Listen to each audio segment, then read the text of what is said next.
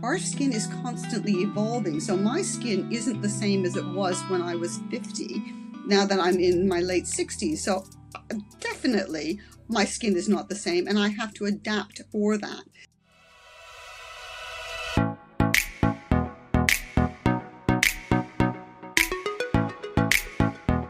Welcome to the first episode of Neurify and Beautify, the podcast that will show you the other side of beauty. Every week, we will interview a knowledgeable expert in beauty, health, and wellness industry so that you can make an informed decision of what's right for you. My name is Noura Boucham. And I am Linda Yates. I'm really excited, Nora, about our first guest. Her name is Ariane Poole, and she's been in the makeup industry for an impressive 45 years. Not only is she a renowned makeup artist, but she's also the founder of Ariane Poole Cosmetics and a makeup line. She's been seeing plenty of trends throughout her journey, and she's helped countless clients, including celebrities and royalty, look, and what I love about this is feel their best. Ariane, you're the perfect first guest for us because you are just as committed as we are to helping people make informed decisions about their beauty and wellness. Ariane, thank you again for coming on the show. Oh, thank you so much for having me on. And yes, I am. I'm just as committed because I think it is such a whole embodying thing. It's just not putting on one thing or doing one thing. It's bringing all of it together. And I love what you guys are doing. So thank you. Oh, I'm so excited to get into this. I wanted to start by asking, why is it even important to educate people about different products and processes that they use? Well, the thing is, when we look at a magazine, or if we're on Instagram or Facebook, or even looking at podcasts, or wherever we're looking in the media, we're bombarded with all of this information and lots of things. And you're looking at a picture thinking, oh, I really like that product, or I'm seeing somebody using that product. I'm going to go out and get it. And then you get it and you think, oh, it looks awful on me. It's made my skin look dry. It's made my eyes look droopy. It's made me look washed out, or whatever it is. And it's not, then you either blame the product, but because we are women, we have a tendency not to blame the product, we blame ourselves. Oh, I'm not, We didn't use it right. it doesn't work on me. It's I'm not right. There's something wrong with me. But if you've chosen a product that, say, for somebody who's got brown eyes and blonde hair, and you've got blue eyes and dark hair, it doesn't necessarily mean it's going to be a good fit. So it is important to educate people so that they can go, okay, well, that worked really well on her. She's got a smaller shaped eye, but if I do it that way, it may make my eyes look either too big or too elongated, or the other way around. I've got a large eye. I don't want them to be made smaller. So it is choosing the right products for the right thing, and everyone is individual. Oh, well, you have watched this industry grow throughout your career. Would you say that products are safer right now than they were, like, let's say, 24 years ago, Oh, or not? oh, And why? oh, I go back even further than 24 years ago. I would say for when I first started playing with makeup, I was 16 years old because I wasn't allowed to wear makeup until I was 16. But I used to sneak into my mother's bathroom when I was 10 and put coins around her makeup, put my full face on, wash it all off, and make sure. And she never knew about it. I admitted this to her last year in October when I went to visit her. She said, I never knew you did that. And I said, yes. So, but in those days, we could buy things that weren't necessarily good for our skin or good for our health. And it wasn't as regulated. Now it's super regulated, which is thankful. I'm very grateful. I remember when I first came to the UK, there was an eyeliner that could be used inside the eye, a kohl liner, and it was this bright cobalt blue or this bright emerald green. And I thought this was just the best thing ever. It was so gorgeous. And then after maybe about 5 years of living here, I couldn't get a hold of it anymore.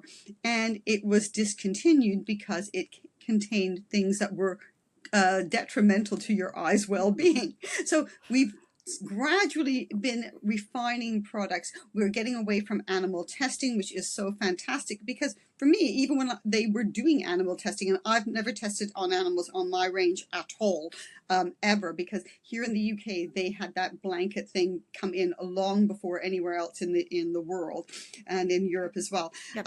But no little bunny rabbit was going to tell me, oh my gosh, that lip gloss is a bit too sticky, because really what we're not looking for as consumers, we don't obviously want a big full-blown rash on our face, but we also want that comfort element. So if a lip gloss is too sticky, that's not going to reflect in a bunny rabbit.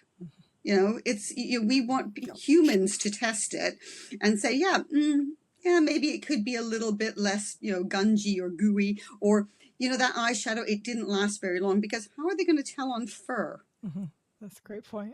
That's an awesome point. You Yeah. can't. So, Ariane, I was actually in the 5th grade when I was sneaking into my mom's makeup closet as she headed back to school to get her degree after having 7 children. So I can totally relate with you, which is part of the reason why we became friends too. But another massive change that we've seen in the industry is how things are marketed. Social media now seems to be the primary source of information for so many people, which has its positives and its negatives. So can you speak on some of the impacts that you've seen and what you've experienced? Well, I think with social media, it has had a huge impact on any kind of consumable thing. So anything to do with the consumer, whether it's clothing, if it's jewelry, if it's face creams, if it's makeup, if someone, especially if it's a celebrity or somebody very well known in the industry, or even not in the industry, like I said, a celebrity says, oh, I used this blush and it was fabulous. Oh my gosh, look at the glow it's given to my cheek. It's literally sold out within 10 seconds. I mean, it just flies out. The bad bit is that, again, it is just that person's opinion. And sometimes with the influencers, which I know that they don't like being called that anymore, they get called something else. But they haven't got enough knowledge to explain to a person, because there's a trend at the moment, which I've been battling against and telling people don't do that, for women over 50, let's say, to put their blush way up here, and you look ridiculous. I'm so sorry to say it. It does not look good. What that does, and it's great if somebody's 20 something telling you to do that, because on a 20 something year old, you're not going to have a ton of lines and wrinkles and fine lines and dark circles here to contend with. But We still have your cheeks. exactly. So it's like here. But when you get older, this area here becomes much more showing signs of aging. So by moving it down a little bit, what you do is you relax this area so it doesn't become so much of a focal point. You still get that cheek, but you don't have that high coloring up here, which could make you look dark circled, wrinkly, all sorts of things. So there are the good bits, because they're promoting everyone's well-being and saying, look at the variety. We're all a global nation and global countries and everything like that, and we're all there. But you have to be, as a consumer, you have to cherry pick. But let's say if someone really wants to get their information from influencer, what should they keep in mind? What's the most important thing that they should For keep in me, mind? if I was looking for information from an influencer, I would want to know that that person had knowledge of my demographic, my age group, and so forth. It's really hard to take advice for somebody that is 18 that's talking about an anti-aging cream. Okay, I'm sorry. That just Agree it just 100% goes there. over my head, and I'm like, and if the company that is hiring that person to say this is great for anti-aging doesn't realize that we women over 50, 60, 70, 80, whatever, we're not stupid. We can see that that person is so young. So make sure that that person is able to speak to someone in your demographic. It doesn't have to be bang on your age, but somebody who's in their 50s would find it difficult to replicate something that someone who's doing it in their 20s, because your skin and your face shape and everything is no longer the same. Plus, as we get older, we have other things that we have to contend with as well. So maybe taking that into consideration. So I would always look for someone that I could relate to, because they are similar-ish. Not exactly the same, but similar-ish. Okay.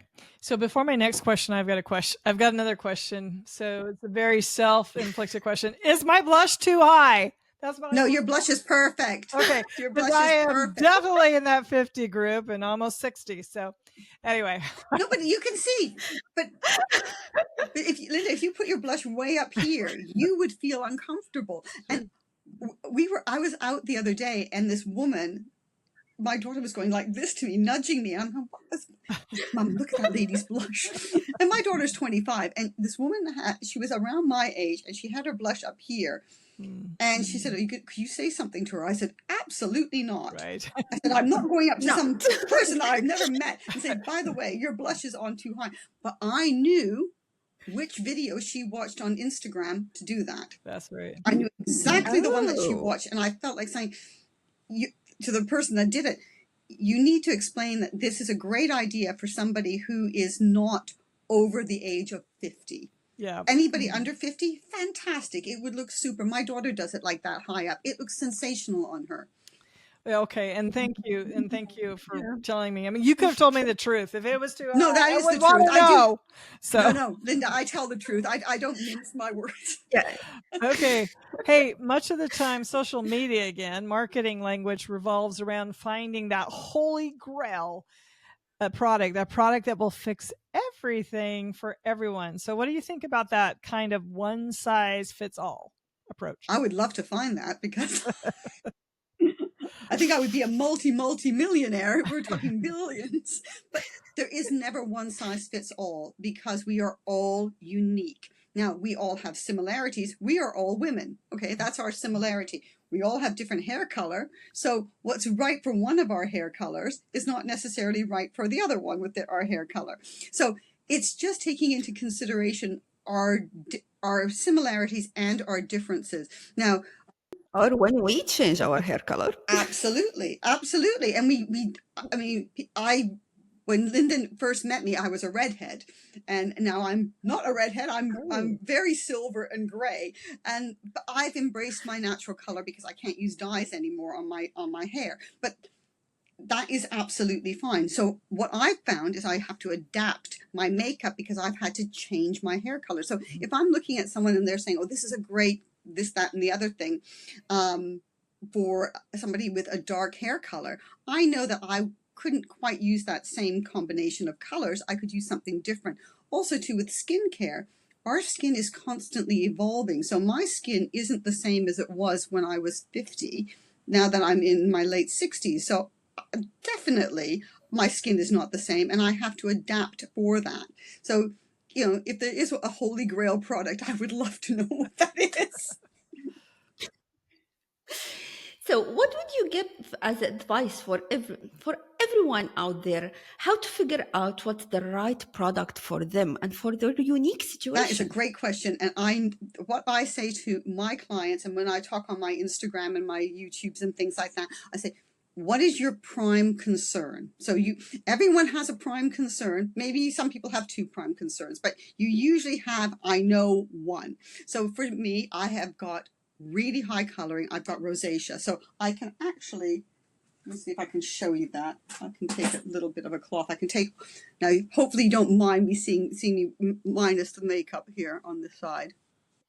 Of course, So I'm going to just you are take that off. beautiful always. Oh, thank you. You're so kind. Yeah. Okay, so Well said. I'm taking off my makeup. And if I didn't wear a foundation to hide my high coloring, my rosacea, a lot of people would sit there and go, what the heck? She doesn't know what she's talking about. So my key product is covering up the rosacea. So it's either a foundation or a concealer. Other people, say somebody who's gone through chemo, a friend of mine's just gone through chemo, she's just had her eyebrows like tattooed, but not quite tattooed. So she's had her eyebrows tattooed. They look magnificent, but she hasn't got high coloring like I do, so she doesn't have to worry about this, but her concern is her brows. Another person could be the fact that they maybe have sparse lashes and they want that fullness back in their lashes, or they want to have the illusion of fuller looking lips or more definition in their lips. So my thing is always to say to someone, what is your biggest thing that you would, if you had a wish list, what would you like to be able to fix? And mine would be my high coloring, 100%. So I would just take, I would grab one of my foundations and I'd just do that. And then I can hide my high coloring, and then I can put my blush, which you still need blush. I can put my blush back on where I need it, and I don't have to worry about having that redness going through, because if you've got no brows, it makes your eyes don't show up. If you've got a lot of redness here, it means that the rest of your face doesn't sort of show up. And if your lips are uneven, it can almost mesmerize the person that you're talking to. So it's just finding that key. But I love your confidence. Your confidence is the key for everything. If you have all the products of the world and we don't have the confidence, it wouldn't That's work. absolutely right. So that's why I say choose the area that you find that if you were going to go out, what would make your confidence wane? For me, if I was going out in public and if I'm going to walk the dog, that's a different thing. But if I'm going out in public, then I would definitely make sure that I have my blush on and my redness covered so that I can put my blush on where I need to put my blush. I'm going to put my blush on now. Oh, while you do that, so I love the fact of your vulnerability to show us that, and I sure hope our listeners will check out the video of this too. So now, for our listeners who want to get in touch with you or follow you on social media and see again this authentic Ariane that you are, what's the best way for them to reach out to you or find your products? They can come on to my Instagram. I'm on Instagram a lot because I love that interaction. I love interacting with my followers and answering their questions and helping them solve their makeup dilemmas. That gives me such joy. So it's Ariane Poole Cosmetics on Instagram, and it's www.arianepoole.com, which is the website with the products. But I recommend other people's products as well, because again, one size does not fit all. So it's not just one brand. As everything, we buy different clothes from different brands. We put together things where, we cherry pick what works for us. And then they can get me on Facebook, which is also Ariane Poole Cosmetics, and the same on YouTube. Sweet. Thank you. Well, Ariane, it has been a pleasure having you. I love your authenticity. I love your confidence, and I love all the information you gave us. Thank you so much for coming on to our show. Thank you so much for having me. I really do. Like I say, I love sharing my information and my knowledge with people. So thank you. It was very informative. Thank you so much for you. Okay, Ariane. Well, what would you take from that, Linda? What was the highlights So of this I would for have you? to say, determining what that one thing for you is that you feel like is something you cannot live without. I think that also helps minimize what you have in your makeup bag. So I love that. I love that tip. Love visiting with Ariane. Well, I really, what I take out from this, you are absolutely right. There is no size that fits all, but the beauty comes from within. So we need to be really confident about ourselves, about who we are and what we have to give. And we all have very unique things to give. I agree with you so much, because whenever I'm doing someone's makeup, I have so many women that will not look in a mirror. They go, "Oh, I can't look in the mirror." No. And I'm like, but you've got beautiful eyes, or you've got great skin, or we always focus on what's negative about us instead of looking at what's the positive. Well, that's true. We all do it. I do it. My friend caught me out the other day. She, "Oh, for God's sake, don't do that." And I was like, "Oh, so sorry." But you can't. We're all self-cautious. We all, because we know our flaws more than anyone absolutely, else. and we make them bigger And than we they get it are. right away, right on the point. So yeah, I know we can relate in this. I think everyone in the world, I don't know how many billion women out there, we can relate on that one point, absolutely. that we all know our flaws and we see them. Like when I look at the mirror, I don't see but my flaws. I can't speak in public. That's been a big challenge for me. I've never been able to speak in public just because I think I sound funny. or No, whatever. you sound exotic. I love it.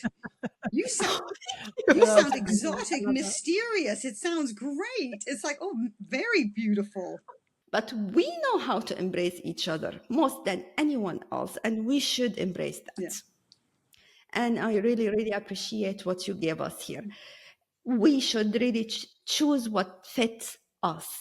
It doesn't mean that it's the same collection that's going to work for everyone if it works for a celebrity or a royalty. Absolutely. We really should find our own line or our own collection, our own perfect colors. And what bothers me sometimes is I don't know whether that person is being paid to say that. Okay, so when I talk about my hints and tips, I talk very generically. I use my products, but I talk very generically so that they can pick and choose something that they maybe have at home. But when someone says, oh, this is my very favorite product, I only use this, and then 2 days later they say, oh, I'm using this one, and you're like, well, and then a day later they've got something else. Which one? And you're like, well, which one is your favorite product? And you have to be, that's when you start questioning, is this person being authentic and sincere when they say this is their favorite product, or are they being paid to say this is my favorite product? So that's where I start to question sometimes. I have a friend that is an influencer, and there was an eye cream by Dr. Murad that she was promoting. And so I rang her up. I said, listen, be honest with me. Is this a really good product? Because it's a lot of money, but I will buy it because I like what you're telling me that it does. But if it doesn't work, I would rather you be honest with me. And she said, no, this one actually really does work. It's really, really good.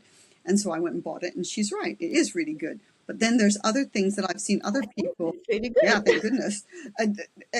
But I've seen other things where I've seen online, and I've gone out and tried them, and I'm thinking, this is awful. And I know how to use something that's even awful. I can make something work.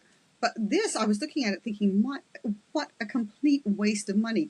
And even if it's something that's not expensive, so if you're spending $5, and you buy 20 things that don't work, you've wasted $100. Buy one thing. So yeah. Yeah. Anyways, I can go on. Well, thank you, everyone. Well, thank you for being with us, and thank you for everyone to listening to our episode. This was our first episode in this program, and we're hoping that everyone enjoyed it. And we will put the links for your social medias and websites in our thoughts in our footnotes. And I really advise everyone to make sure to go and check it out. It's really Thank good. you.